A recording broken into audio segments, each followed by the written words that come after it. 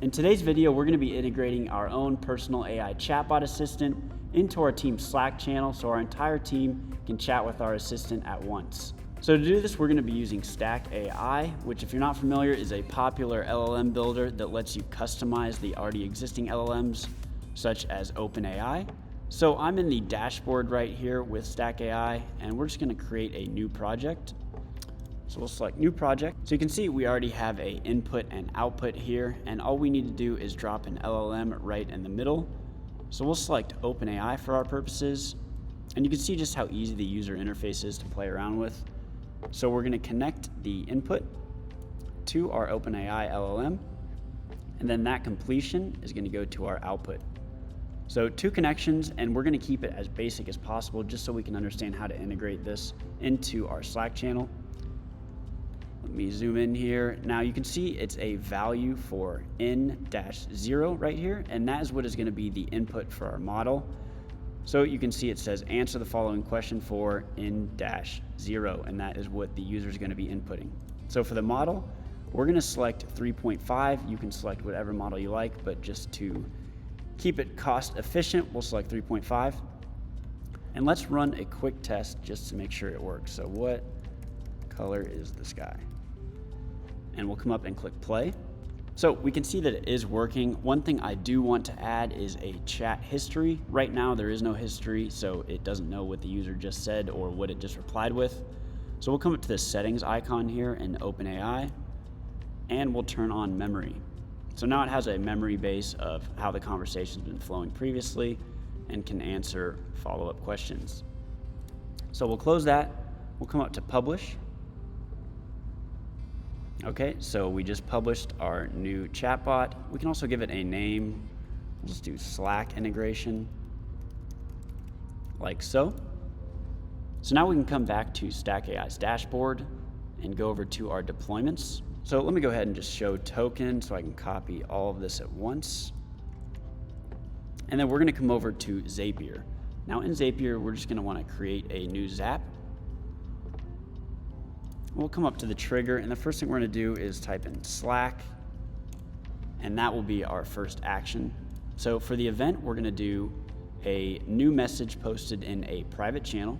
So select that, and then we're going to click continue and continue again.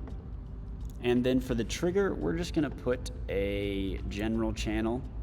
You can obviously integrate this into whatever channel you like. If you have a Teams channel, for example, that's the channel you probably want to select. For our purposes, I'm just going to be putting it in a channel with myself. So we'll continue with that. So it's going to listen. This is probably going to fail because nothing's set up right. So we'll just test the trigger just so we can get through this. So no message is found. So we'll skip the test and go on to our next action. So for the next action, we're going to want to do code by Zapier. So we'll select code by Zapier, and we'll come in here. For the event, we're going to select Python, and we'll continue. So for our input data, it's going to take 2 parameters, and that's going to be user ID. And for that, we're going to select our user, and it will also take message. So message, and for that, we'll take the text. So this is whatever the user in the Slack channel types in. And then for the code, we're going to delete this, and we're going to paste in what we copied over in stack.ai. So there's a couple of changes we're going to want to make. So the first thing we're going to do is actually copy what we have up here. And this will make more sense once we make the changes. So we're going to paste there. And instead of key name, we're going to write message. So that's how it's going to know what our message is. And then instead of this user ID, we are going to paste in the same key. And we'll just type in user ID instead, like so. Now, it doesn't come pre-configured with a return, so we're going to have to do that ourselves. So we'll return an object, and in that, we're going to have response.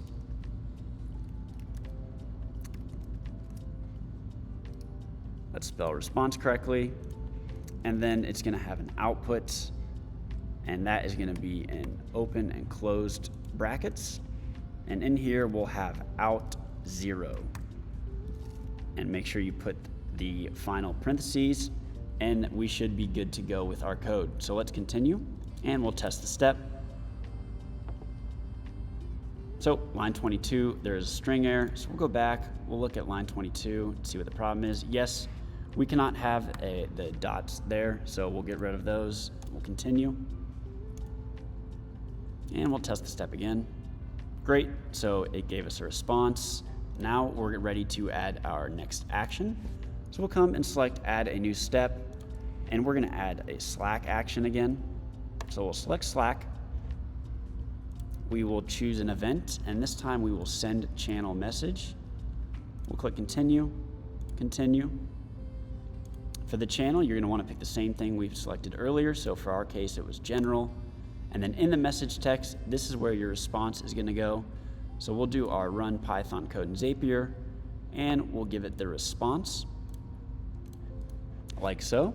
And then we're gonna actually get rid of the link that's included. So we'll select false or no for include a link to this Zap. And then we'll also select no or false to auto expand the links. So we'll get rid of those. So once we have all that information inputted, we'll go ahead and click continue. And then we'll just skip the test for now, skip test, and we will publish. So we'll say Slack integration, and we'll publish. Great, so we're live. So let's go over to Slack and test and see if we are up and running. So let's just ask it a question. So we'll say, what is Newton's third law? See if it can't get us a response. Great, so Newton's third law, also known as the law of action-reaction, states, so you can see just based off this simple example, the possibilities that you can have when you start integrating AI into some of these applications that you already use day to day with some of your teams. If you have specific use cases that you'd like to see in future videos, please leave them down in the comments below, and until next time, I'll see you then.